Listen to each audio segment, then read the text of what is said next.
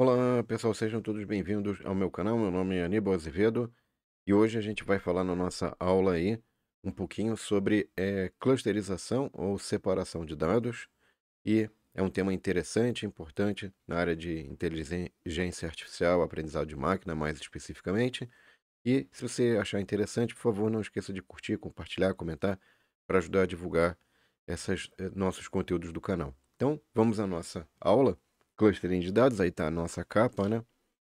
Antes disso, eu vou definir então, pessoal, para essa aula, o que vem a ser aí o que a gente chama de métodos de aprendizado de máquina, né? Então você tem ali machine learning, o aprendizado de máquina. Você pode ter o que a gente chama ali de aprendizado por reforço, no qual você premia ou pune de acordo com os resultados que são obtidos a partir de um certo método que leva em conta os dados, né?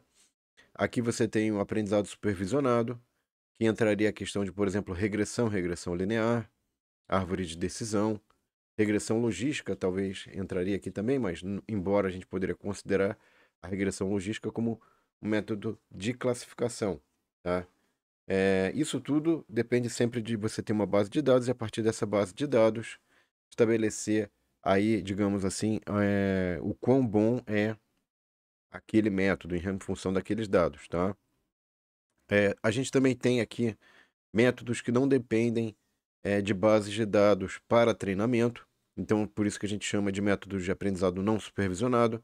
Dentre eles, nós temos os métodos de separação dos dados em clusters ou agrupamentos, né? E métodos também de redução de dimensionalidade. Lembrando que na descrição do vídeo, pessoal, você tem acesso a esse conteúdo, a essa apresentação, enfim, tudo que a gente vem desenvolvendo aí, tá? Então, se você tiver interesse nesses links aqui que a gente oferece, tá lá na descrição do vídeo o link para a apresentação que tem esses links, tá?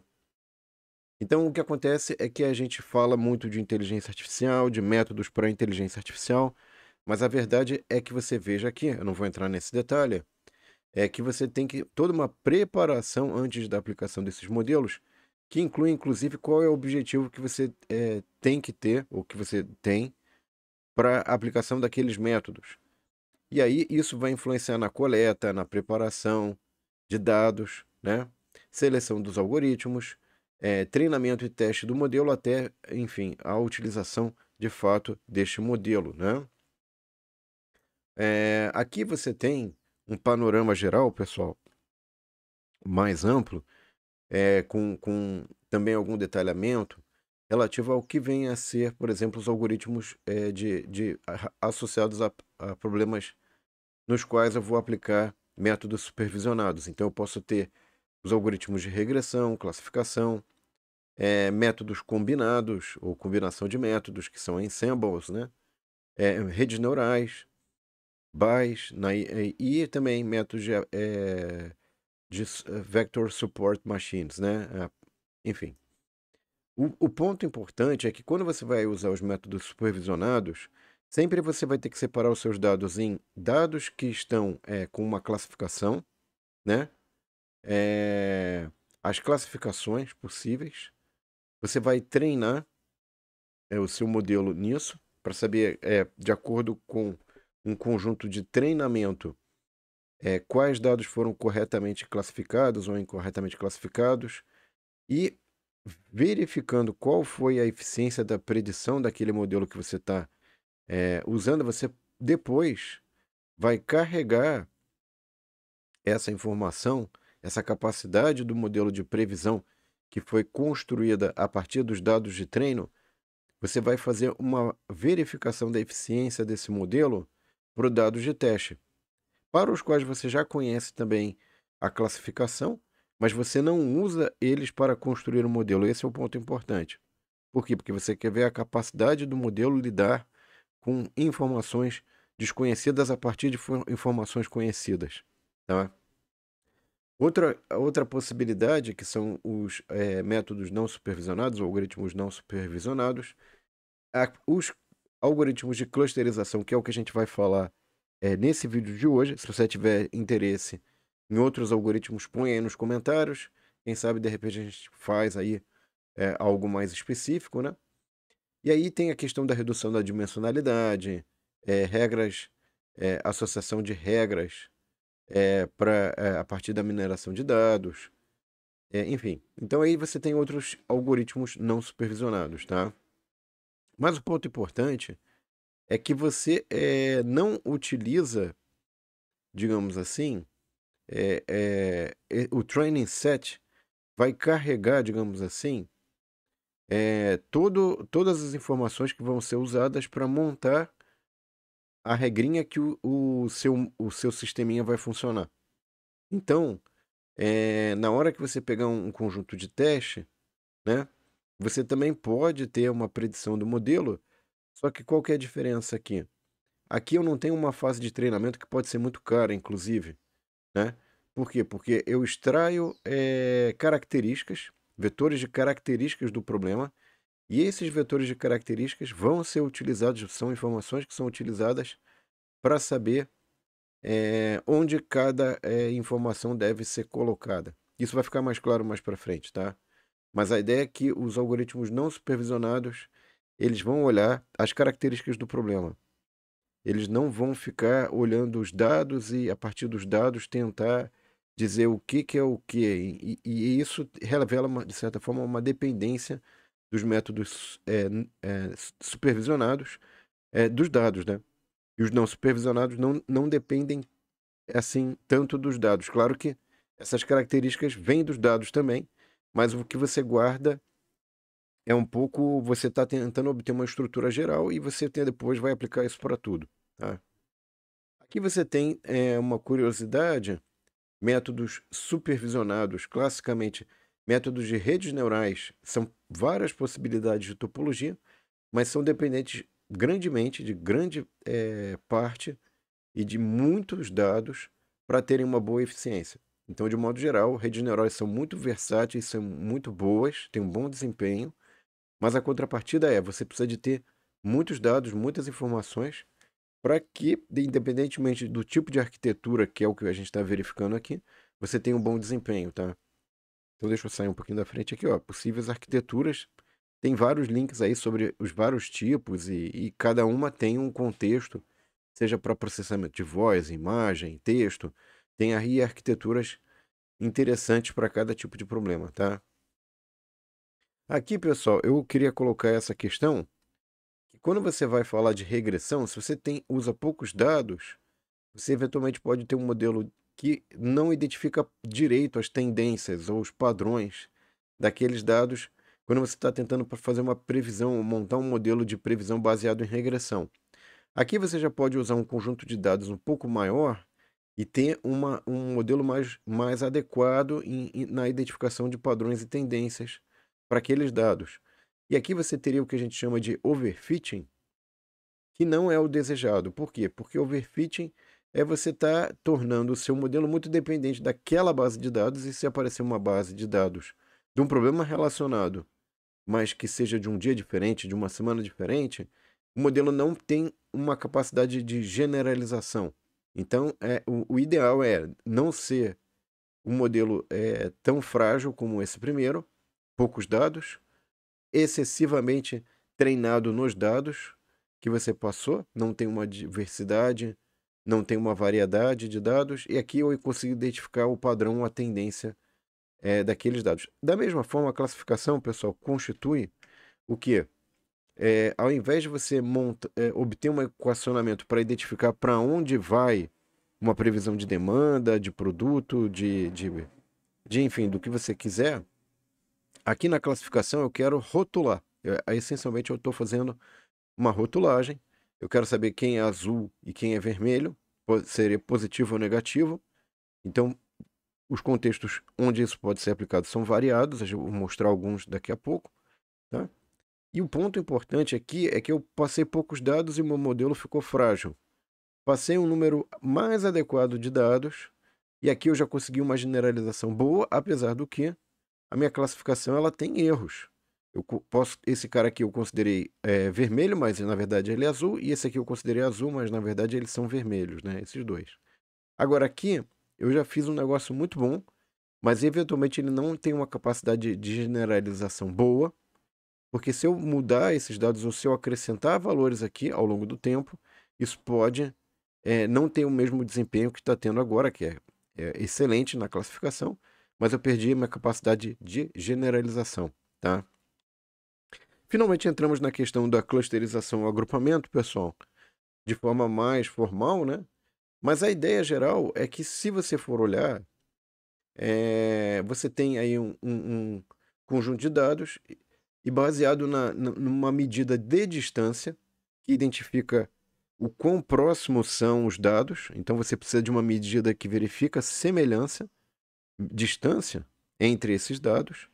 E baseado nessa medida, aí você pode também fornecendo um número de grupos que você deseja separar, né? Isso é uma entrada do seu problema. Você pode, inclusive, poderia nesse caso aqui, por que você não testou com 4, né, clusters? Poderia eventualmente, claro, separar perfeitamente bem em 4 clusters, mas eu escolhi 3. E sendo 3, será que essa é a melhor divisão? Será que eu não poderia separar esse primeiro cluster na esquerda superior e na esquerda inferior, e aqui virar um outro cluster só, né? Então, são questões interessantes e a gente vai ver aí como é que a gente pode lidar com essas questões, tá? Mas o ponto é, eu tenho meus dados e, a partir de alguma medida que vai identificar a distância ou a semelhança desses dados, eu vou rotular, vou botar eles, ó, esse aqui pertence a essa categoria, esse aqui pertence a uma outra categoria, tá? Onde que eu posso aplicar isso? Aplicações, né? Poderia aí fazer segmentação de clientes. Serve para marketing, serve para vendas, né? Você fazer uma ação específica para um determinado perfil, isso significa que você já identificou quais são os perfis com os quais você deseja conversar, né? Enfim, então aqui você veja, eu posso separar as pessoas por idade e por ganhos, né, financeiros, e eventualmente posso, enfim, atuar fornecendo ou oferecendo serviços ou produtos para aquele perfil de ganhos e idade, né? Então, cada idade e cada perfil de ganho tem uma necessidade diferente, tá? Inclusive, pessoal, tem esse link aqui muito interessante, que ele fala do Customer Segmentation. Ele dá um passo a passo de coleta de dados, tratamento de dados, que foi algo que eu já mencionei antes, que é importante. E ele tem isso aqui, eu tirei de lá também, essas questões de tipos de segmentação. Quer dizer, quais são as segmentações mais empregadas, utilizadas, né? Então você tem a demográfica, que é masculino, feminino, idade, estado marital, ocupação, né? Geográfico. Então você tem demográfico, geográfico, localização, região, urbano, rural, comportamental, consumo, hábitos de consumo, uso de produtos e serviços, quais produtos comprados anteriormente. E aí tem até da questões psicológicas, né? Status social, estilo de vida, características da personalidade. Enfim, você pode fazer diversas segmentações com base, pelo menos aí, nesses 4 tipos de segmentação que estão sendo apontados, tá? Ponto importante, pessoal, por exemplo, aqui nesse tutorial bem interessante, tem um código ali bem tranquilo, bem fácil. Vou mostrar outros links que tem essa questão de código também. E aqui você veja que eu posso separar, né, os pontinhos ali de acordo com o nível de distância entre eles. E eu posso empregar o que a gente chama de caminhos, tá? Caminhos já tem comandos muito simples, muito tranquilos. Vou mostrar mais à frente. Mas quando eu vou utilizar o caminhos, para chegar nesse número, eu posso eventualmente testar. Por exemplo, olha, eu tenho uma medida aqui do número de clusters e aqui eu tenho uma medida relacionada ao erro que eu cometo, ou enfim, tem uma medida ali que verifica o quão bom está sendo aquele cluster em termos de agrupar dados, tá? É claro que conforme eu vou aumentando o número de clusters, essa medida que mede como está o nível de agrupamento, né? Se está um bom nível de agrupamento ou não, melhora. Mas você veja que é o esforço cada vez maior para ter um número cada vez menor de retorno. Então você tem que ter um esforço cada vez maior de número de clusters até chegar no... O dado é o seu próprio cluster, né? Um valor é o seu próprio cluster, o que não ajuda muito. Então isso também revela um esforço grande que você pode ter para direcionar energia para, sei lá, 9 perfis, 15 perfis, 20 perfis. Não é interessante. E aqui, essa curva, que é chamada curva do cotovelo, expressa um pouco esse trade-off entre, ok, talvez se eu usar 4 clusters, o meu erro não vai para zero. Mas para eu melhorar isso, vai ser muito difícil. Eu vou ter que começar a usar cada vez um número maior de clusters, de classificações, o que pode inviabilizar, digamos assim, algum tratamento que eu eventualmente poderia aplicar para um certo perfil. Daqui a pouco vai ter que ser personalizado. Isso pode se tornar inviável do ponto de vista de custo operacional. Tá? Aqui nós temos também um pouco do que foi trabalhado nesse link, que eles pegam dados ali e a partir desses dados eles têm uma coluna chamada cluster que eles vão colocando a informação compatível com algumas características que eles selecionaram para clusterização, tá? Isso também é uma coisa interessante de você ir lá ver, acho que vai ficar bacana se você der uma olhada.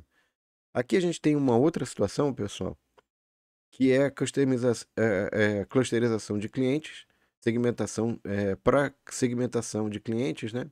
Usando K-means, né? Então ele também faz esse trabalho e ele chega inclusive a propor aqui, dentro desse trabalho, desse link, né, desse post, a comparação entre mais de um tipo de algoritmo de clusterização. Então aqui ele tem uma outra base de dados, né? Ele usa para testes e ele ilustra que em algumas situações, para certos conjuntos de dados, eventualmente outro tipo de método, né, que não é o K-means, é o DBScan. E aqui você tem, enfim, a questão de como é que foi feita a previsão, né? Ficou bem interessante. Ele tem várias clusters que ele conseguiu montar, tá? Muito bem. Então, pessoal, uma coisa que eu queria colocar aqui também é que, eventualmente, esse tipo de método não serve só para segmentação de clientes, tá? Aqui você tem, por exemplo, pacientes. Então, aqui, questão de questões de saúde mental, né? Vamos colocar assim. Então, ele coloca ansiedade. E aí ele foi clusterizar os pacientes na questão da ansiedade e da bipolaridade, por exemplo, tá? Tem um link aqui para o código, tá, pessoal? E para os dados também. Você poderia usar essa mesma ideia, só que ao invés de separar os pacientes por questões mentais, mas também por questão de câncer de mama, né? No caso, as pacientes aqui podem ter uma separação mais ou menos eficiente, dependendo aí do método que usou. Aqui eu estou mostrando dois, que é o K-means e tem o Gaussian Mixture, tá? Tem outros que são mostrados aqui, não tiveram um desempenho visualmente falando tão bom assim, quanto esses que a gente está mostrando agora. Enfim, são questões interessantes você avaliar diferentes métodos em relação aos seus desempenhos, o que ele acerta, quanto acerta, né? A base dessa análise aqui, pessoal, do diagnóstico de câncer, né, a base de dados, tem um artigo muito interessante que descreve como é que foi feita a coleta, né? Que na verdade você tem amostras que você tira foto e a partir dessa foto você consegue extrair, né, digamos assim, o, o contorno de cada célula e depois extraindo várias características, inclusive eu menciono uma dessas aqui, que é a dimensão fractal, mas tem várias outras que são extraídas, né? Número de concavidades, enfim. Extraindo essas características, você de fato depois consegue fazer a clusterização, a separação entre câncer de mama maligno ou benigno, tá? Aqui tem uma outra situação que eu queria mostrar, que são para doenças do coração. Então você veja que com poucas linhas de código eu sou capaz de lidar aqui nessa primeira, por exemplo, nessas primeiras linhas de código aqui, ele puxou um arquivo de dados que estava na internet, no GitHub, E a partir desse arquivo com extensão .comma separated value CSV, ele fez aqui o tratamento de dados, fez uma primeira figura, e depois ele colocou a aplicação do k-means aqui propriamente dita. E depois também foi lá verificar como é que ficou a separação. Inclusive aqui ele põe as cores, né? Ele põe green, que é verde, azul, blue, yellow, amarelo, e aqui, enfim. Aqui, se eu não me engano, seria a red, que são os centroides, né? Que são os centros dos clusters que ele gerou aqui, que são 3 no caso, tá? Então não é algo tão complicado assim, pessoal, e é uma coisa interessante, você obtém resultados muito interessantes, tá? Eventualmente existem posts, né, pessoal, que comentam mais sobre como é que o funcionamento, a matemática por trás do K-means, né? E eventualmente dão ênfase nessa questão do K-means 2D, né?